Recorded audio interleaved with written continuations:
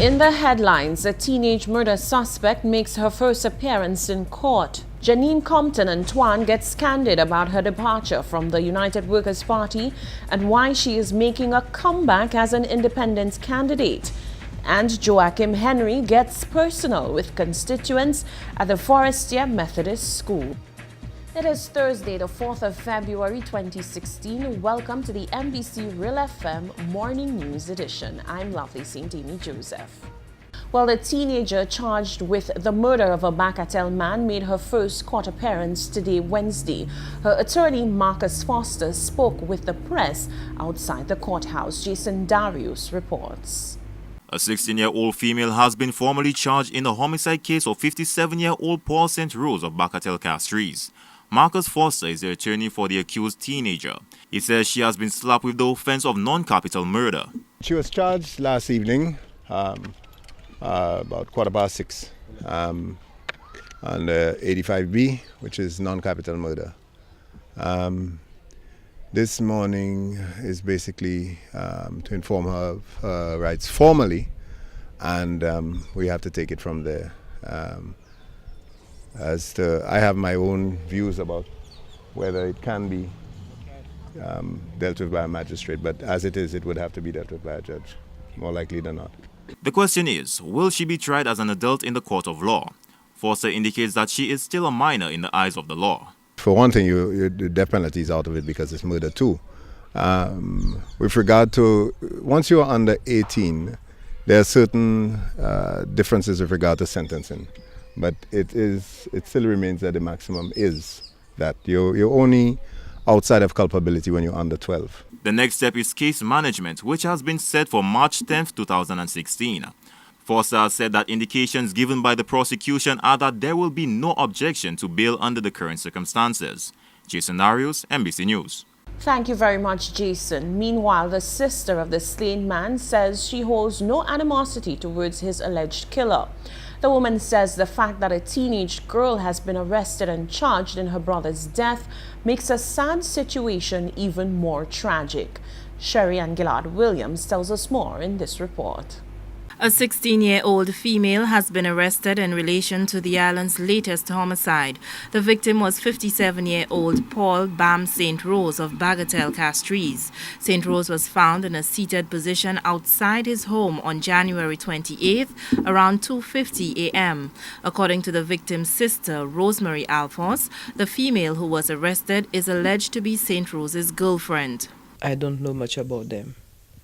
I heard that the person was his girlfriend, but that I don't know, because I don't even really know the girl. I think I've seen her about 2 or 3 times, I don't know. Okay, is she from the community? I heard that she lives at the bottom with her parent and grandparent, but I don't know much about them. Alphonse says despite what people may believe, the entire St. Rose family holds no grudge against the accused. She says she understands it may have just been a mistake.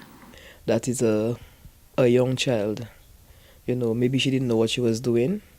So we want the family to know that we, the St. Rose family, have nothing against them. Because a parent would not send their child to do something like that. Maybe she was angry, she did what she did.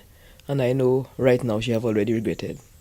Because just like we lost my brother, I consider family have lost somebody. However, Alphonse indicates that she is relieved that there is some sense of closure on her brother's homicide. She says St. Rose will be surely missed. Sherry Ann Gillard-Williams, MBC News. Thank you, Sherry Ann.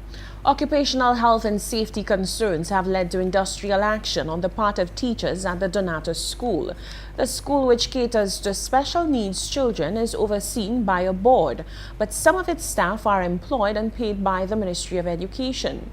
The ministry and the teachers' union have indicated that cordial discussions were held today, Wednesday, with a view to resolving the outstanding matters.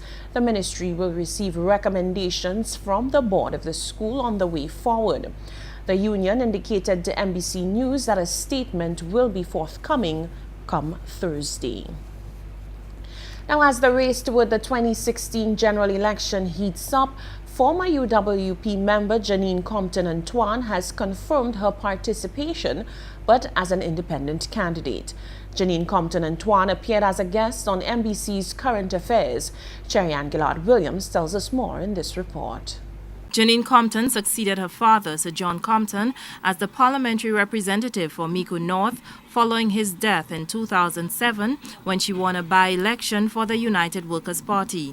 She, however, resigned from the UWP but unsuccessfully contested the Mico North seat as an independent candidate in the 2011 general elections. Compton explained that the reason for her re-entry into active politics was prompted by calls from the constituents. I actually had a meeting with over 100 people before the decision was made to actually go back and throw my hat in. So it was actually a request from constituents for me to run again. And so, you know, I appreciate their confidence in me. You know, persons talk about an independent candidate.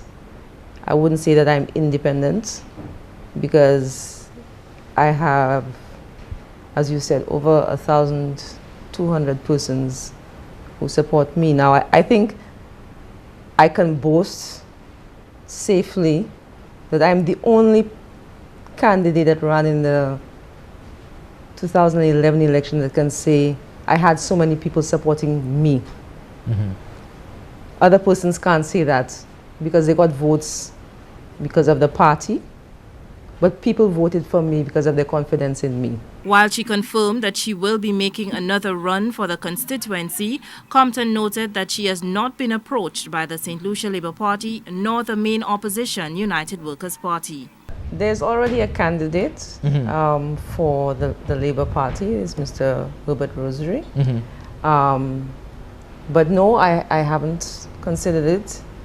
I have never been asked by either side this time. You have not been asked? By either side. Neither side has asked me. But a formidable candidate as you? But for me, it is about representation. It is not being a member of a party just for points. It is about representation and representing the people of Mico North. Compton stressed her commitment to providing quality representation to the people of Mico North if she is successful in her bid for the seat. No matter what side, whether they're Labour or whether they're UWP or whether they're Independent or Green Party or vote, there was a gentleman that ran the last time as the head. So, you know, it is about representing the people. Right. And I don't think that, you know, we should be trying to paint each other with a brush. Right. It is about, is this the best person to represent me? And I would like to see unity in that constituency and unity in St. Lucia. General elections are constitutionally due here for the latest by the first quarter of 2017. However, they are likely to be called sometime this year. Cherry-Ann Gillard-Williams, MBC News.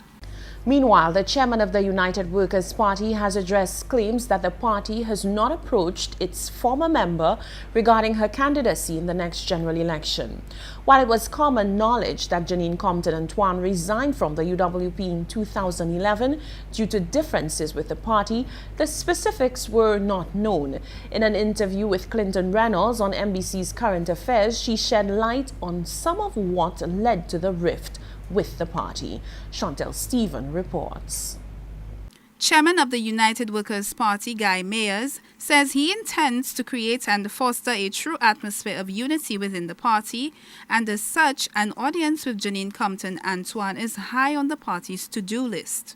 The former UWP member left the party in 2011 following internal ramblings and differences. Compton-Antoine indicated on MBC's Current Affairs that she intends to run as an independent candidate.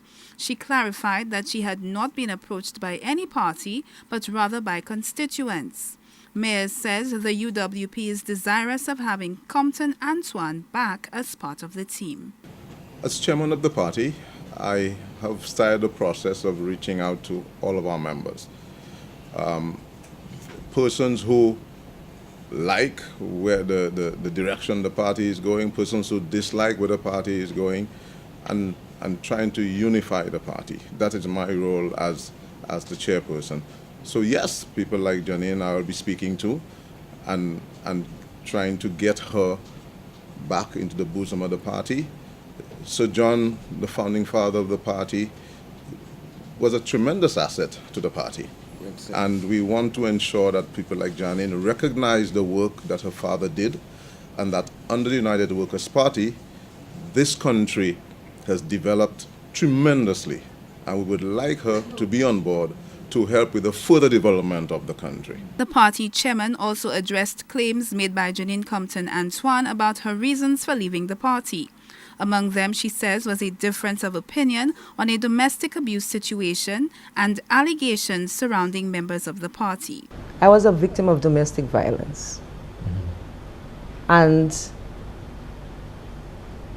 my final day before I sent in my resignation, I asked that I do not be associated with, because there were perpetrators of domestic violence there. And I was told that I have to suck it in and stand with those persons, which I would not do. Because I remember that. Because it's wrong, right? And I was chastised and vilified for that, but it is wrong. Domestic violence is wrong. Whether it's man on woman or woman on man, it is something that is wrong, and we should not condone this behavior. The UWP chairman says he was not aware of the situation, stressing that as a father and husband, he does not condone domestic violence. Any right-thinking person could never support domestic violence. As a father and a husband myself, I would like to know that every father and every husband would follow my example and take proper care of your wife and children. Chantel Stephen, MBC News. Thank you very much, Chantel. SLP candidate for Castries Southeast, Joachim Henry, hosted a public meeting on Tuesday night. Since the announcement of his candidacy, Henry has maintained that he is aiming to be different from the norm. He says in his bid to represent the people of Castries Southeast, he wants them to be the ones guiding and shaping policy and plans for the constituency. More in this report. Henry says he intends to start by using residents of the community as a focal point for nurturing development. He says the strategy includes the strengthening of community groups and the empowerment of residents through the awarding of contracts, among other initiatives. The career civil servant says he believes that such ventures will build capacity in communities that can at some point be used on a larger scale. For example, you have a development foundation and you have to train 500 persons in forest here. Give them the contract to do it. Employ them. When you employ, you use them, you have them develop, and they start doing business, serving the community, you start developing the capacity within the community to do a lot more. In a part of Leclerc, I encourage the development of a small group in Leclerc, a part of Leclerc called Tamarind Heights. Today, the French government have given them 80,000 euros to do footpaths. Which parliamentarian that's there doing footpaths? There's no parliamentarians. So a lot of the low-hanging fruits that we big ourselves and have to put in our manifestos, drains. A politician, a parliamentarian is more than that. And therefore, if you develop at the level of the community, the capacity to handle things like that, parliamentarians should see about things beyond that. Henry urged constituents to set the bar higher for their representatives and to hold them accountable. He boasts that his experience as a civil servant working with people through politicians for over 24 years gives him the edge over his political opponent. My approach to this is you need to take to the level of the community things the community can do, so that no politician needs to cut a ribbon to take credit for something that, you understand, that the community, yes, and let him do the things that you would really bring a parliamentarian to do. And that is why I'm participating in this constituency. Once I have family in this constituency, a lot of family. I have families in Forestier, in Tiroche, Tuapita, and therefore. My mother spent some time living in Wavin-Poisson, but mainly from Tiroche. So I have family there, so I have an invested interest in this constituency. But more importantly, I've sat by over 24 years in government and served people through politicians from both sides. I am in an advantaged position to know what to do different. Tuesday's meeting was one among a series of engagements for the SLP hopeful in his campaign to win the Castries Southeast constituency. Sherry-Ann Gillard-Williams, MBC News. Well, that takes us to the end of the morning edition of the MBC Real FM News. I'm Lovely St Aimee-Joseph on behalf of the entire team here at MBC and Real FM. Do have a wonderful day.